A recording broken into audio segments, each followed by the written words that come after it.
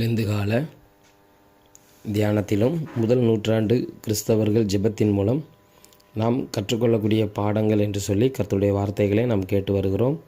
ஒரு சில வசனங்களை நான் வாசிக்கிறேன். அப்போஸ்தலர் 10ஆம் அதிகாரம் 9வது வசனம் 28வது வசனம்.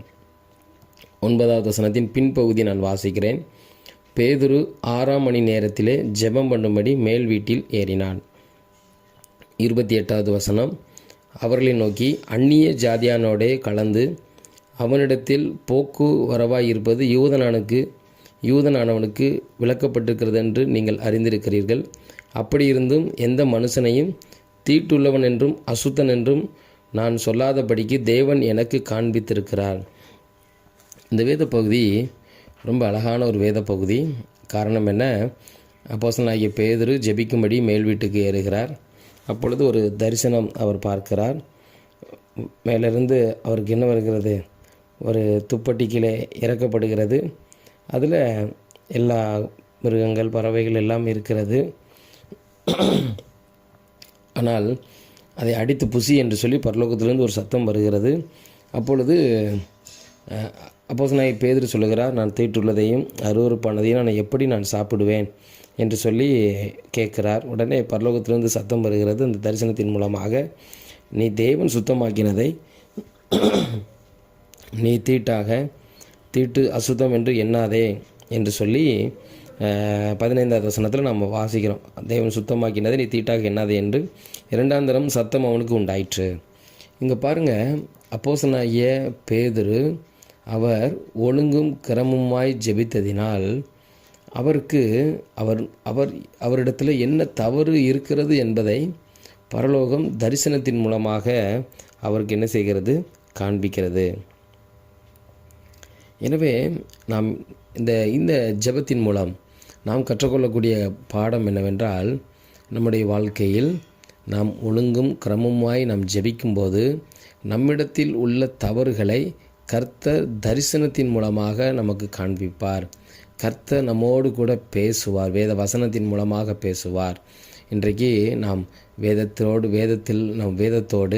ஜெபத்தில் நாம் ஒரு மணி நேரம் நாம் தரித்திருப்போமே என்றால், இந்த 1 மணி நேரம் ஒரு நாளைக்கு நாம் ஆண்டவரோடு கூட நாம் செலவிடுகிற அந்த 1 மணி நேரமானது நம்மிடத்தில் உள்ள என்ன தவறு, நாம் என்ன நாம் எதில் தவறுகிறோம், எப்படி நாம் நடக்க வேண்டும் என்பதை நாம் என்ன செய்யலாம் என்றால், ஜெபிக்கிறவர்கள் அதை அறிந்து கொள்ளலாம்.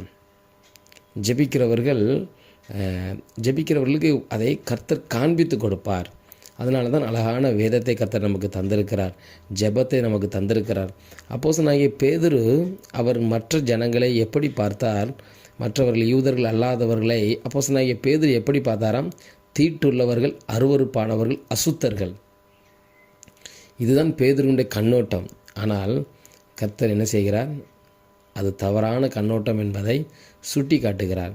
நம்முடைய வாழ்க்கையில் சரியான ஜெப ஜீவியம் இருந்தால் நம்ம வாழ்க்கையில் கர்த்தர் நம்மோடு பேசுவார். வேதத்தில் வாசிக்கிறோம், ஆபிரகாமை குறித்து வாசிக்கிறோம். சோதோம் கொமோரா பட்டணத்தை அழிக்கும்படியாய் 2 பேர் தூதர்கள் வந்திருக்கிறார்கள். அப்பொழுது ஆபிரகாம் அவர்களுக்கு விருந்து பண்ணுகிறார். அவர்கள் கிளம்புகிறார்கள். கிளம்பி செல்லும்போது அவர்கள் கிளம்பும்போது அங்கே நாம் பார்க்கிறோம், அவர்கள் கிளம்பி செல்லும்போது, நான் எப்படி இதை மறைப்பேன் என்று சொல்லி ஆபிரகாமுக்கு தூதர்கள் பதில் சொல்லுகிறார்கள். நான் செய்ய போகிறதை நான் ஆபிரகாமுக்கு மறைப்பேன் என்று சொல்லி அவர்கள் முழுவதும் என்ன செய்கிறார்கள்? அதை காண்பித்து கொடுக்கிறார்கள். யாருக்கு? நம்ம ஆபிரகாமிடத்தில் சொல்லுகிறார்கள், நான் இப்படி சோதோம் கொமோரா பட்டணத்தை நாங்கள் அழிக்கப் போகிறோம். அதை கேட்டவுடன் அவர் என்ன செய்கிறார்? அந்த இடத்துல லோத்துவுக்காக பரிந்து பேசுகிறார்.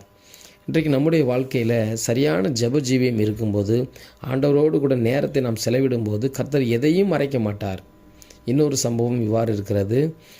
2 ராஜாக்கள் 3ஆம் அதிகாரம் இவ்வாறு இருக்கிறது.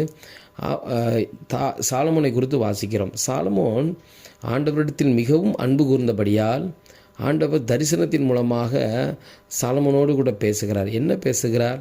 நீ விரும்புகிறதை கேள், அப்பொழுது அவர் தரிசனத்தில் ஆண்டவரை பார்த்து பேசுகிறார். ஆண்டவரே, எனக்கு ஞானம் வேண்டும் என்று சொல்லி, நீ எனக்கு ஞானத்தை கேட்டதுபடியால் நான் எல்லா ஐஸ்வர்யத்தையும் நீ கேட்காதவைகளும் உனக்கு தருவேன் என்று சொல்லி வாக்கு கொடுக்கிறார். எனவே இந்த உலக பிரகாரமான வாழ்க்கையில் ஜெபம் ஒன்று மாத்திரமே, ஆண்டவரோடு கூட நேரம் செலவிடுகிறது மாத்திரமே நம்மை சரியான பாதையில் நம்மை நடத்தும். நம்மை கர்த்தருக்கு பிரியமாய் நாம் வாழும்போது மாத்திரமே கர்த்தர் நம்மை சரியான பாதையில் நம்மை கொண்டு போவார்.